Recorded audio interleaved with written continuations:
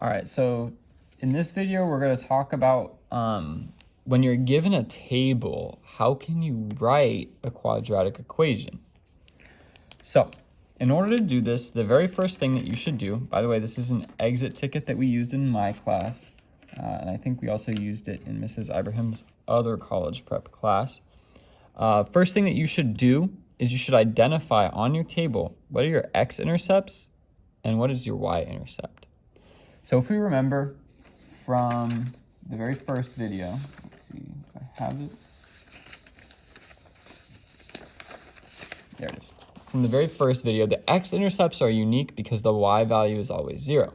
And the y-intercept is unique because the x value is always 0. So let's take a look at our table. Just by looking at these, can you tell me which ones are the x-intercepts and which one is the y-intercept? Go and pause the video and try it out. So if you said that this one is the x-intercept, you would be correct because if you noticed, y equals 0. Because y equals 0, that makes it unique in being an x-intercept. Now, if you said that this one was a y-intercept, you'd be correct because x is equal to 0. And that makes it unique in being a y-intercept, right? For y-intercepts, x equals 0, and for x-intercepts, y equals 0. So also you'll notice that there's another x-intercept over here as well because y is equal to 0. So now we know those. I would list them over here. So your x-intercepts are, remember we want them as points, -2, 0, and 4, 0, right? And then your y-intercept is 0, -8. Once again, using that idea that for for x-intercepts, y is equal to 0, and for y-intercepts, x is equal to 0. All right. Now what we're going to do is we're going to do the opposite of the zero product property. So if you remember before, we set them equal to 0 and then we found out what x is equal to. In this case, we know what x is equal to for our x-intercepts. X is equal to -2 and x is equal to 4.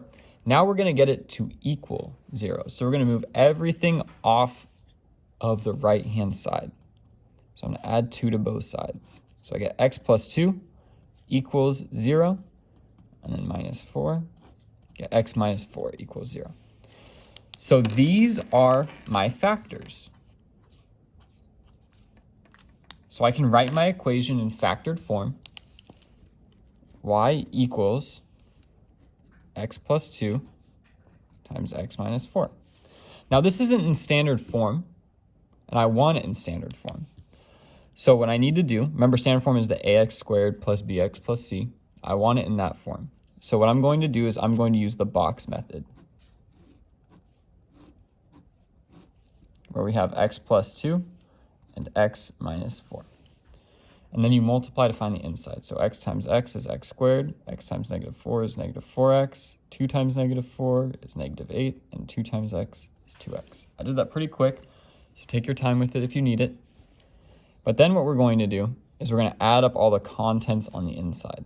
So we'll end up with y equals, right, x squared minus 4x plus 2x minus 8. Remember, we want it in descending order.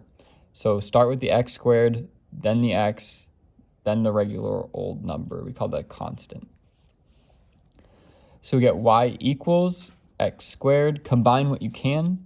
In this case, the -4x and the 2x can be combined to be -2x minus 8. So this is the equation that we came up with originally.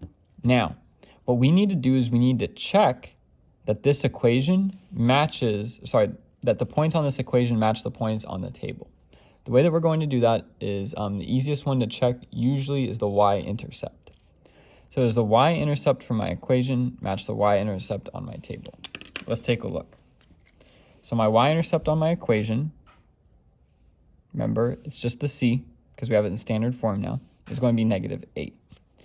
So my y-intercept is at 0, -8. And then on my table, my y-intercept is on -8. So that means that my equation is good to go. This means that yes, this equation matches this table. So we'd have y equals x squared minus 2x minus 8. That's my answer. Now let's say that you didn't have them match up. What you need to do is you need to adjust your equation by some scale factor. You need to multiply the whole thing by some number. And I'll show you guys how to do that with an example from our classwork. So let's see.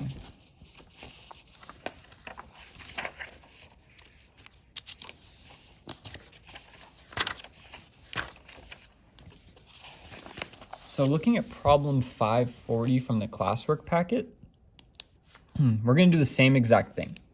So first, identify what the x-intercepts and the y-intercepts are. So go ahead and take a minute and do that. You should have gotten your x-intercept is right here because y is equal to 0 at negative 3, 0. Your y-intercept is right here because x is equal to 0. And then your other x-intercept is right here because y is equal to 0. So remember, for x-intercepts, y is equal to 0. For y-intercepts, x is equal to 0. So now what we're going to do is I would list them. X-intercepts are negative 3, 0 and 2, 0. Y-intercept is 0, negative 12. So now remember, we're doing the opposite of the zero product property. We're starting with x equals negative 3 and x equals 2. Then we want one of the sides to equal 0. So we add 3, we move it to the other side. We get x plus 3 equals 0.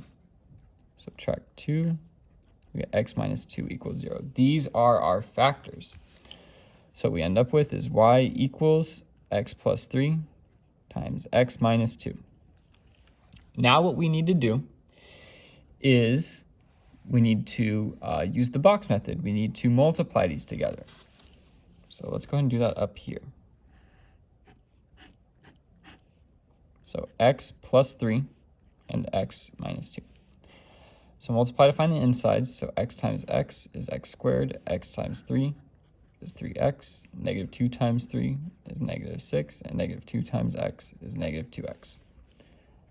Then we add up all the contents of that box. So x squared plus 3x minus 2x minus 6. Then we combine what we can. So that would be x squared, nothing else combines with x squared. Then we have 3x minus 2x, so that would be plus 1x, and then minus 6. So this is the equation that we came up with originally. Now what we need to do is we need to check, does our y-intercept for our equation match the y-intercept for our table? Well, let's see. So the y-intercept for our equation is 0, negative 6. And our y-intercept for our equation is 0, negative 12. So wait a second. The y-intercept for my equation doesn't match the y-intercept for my table. So what that means is I need to multiply the entire equation by some scale factor, some number right here that will get negative 6 to equal negative 12 like it should. So ask yourself, negative 6 times what equals negative 12? You should have said 2.